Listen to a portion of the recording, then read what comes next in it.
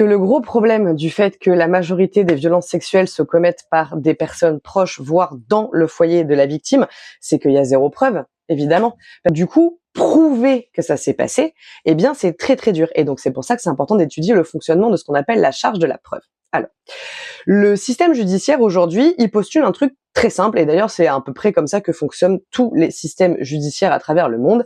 L'idée c'est que si tu accuses quelqu'un de quelque chose, c'est à toi d'amener les preuves et de prouver qu'il a bien fait quelque chose, et lui il va juste se défendre de ce que tu amènes, mais ce sera toujours à toi d'amener des preuves contre les arguments que lui va amener dans sa défense. Autrement dit, quand tu te fais violer, eh bien toi, là où les deux endroits où ça va poser question généralement, c'est est-ce qu'il y a bien eu un acte sexuel?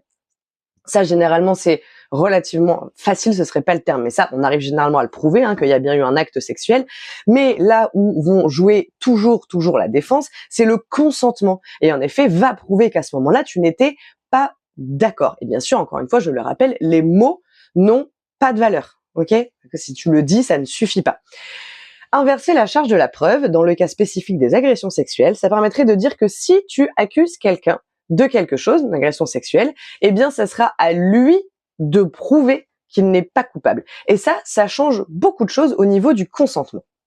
Et oui, parce qu'actuellement, si tu n'es pas capable de prouver que tu n'étais pas consentante, ça donne un non-lieu, puisque tu n'as pas les preuves qui amènent, puisqu'on est dans le sens charge de la preuve à la charge de la personne qui accuse.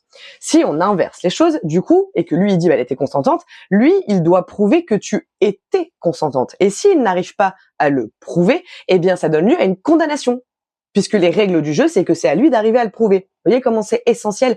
Et donc, du coup, tous ces endroits où on a des non-lieux pour défaut de preuve, ça mènerait à des condamnations pour défaut de preuve. Et donc, accessoirement, ça permettrait aussi de faire sauter le verrou de, bah oui, mais elle a pas bougé, elle a pas dit non, parce que ça, en effet, quand c'est à toi de prouver que t'étais pas consentante, eh bien, il faut que tu prouves qu'il y a un acte qui dit que tu ne l'es pas.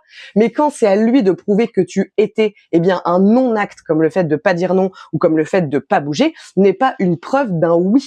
Et ça, c'est un accord tacite, parce que le consentement, on en parle beaucoup dans la sexualité, mais le consentement, c'est quelque chose qui est théorisé dans le code pénal aujourd'hui comme quelque chose de plus large, qui touche au contrat, qui touche à plein de choses, qui explique que pour qu'il y ait consentement, il faut qu'il y ait un accord tacite et explicite des deux parties. Il faut que ce soit explicite dans les deux équipes. Donc l'argument de elle a pas bougé, elle a pas dit non, quand tu dois prouver qu'elle était consentante, il est plus recevable. Et donc ça permettrait aussi d'enfin prendre en compte le phénomène de sidération qui est présent dans 70% des cas chez eux, dans 100% des cas chez les enfants, et qui ne permet pas de pouvoir dire non, de pouvoir réagir, etc.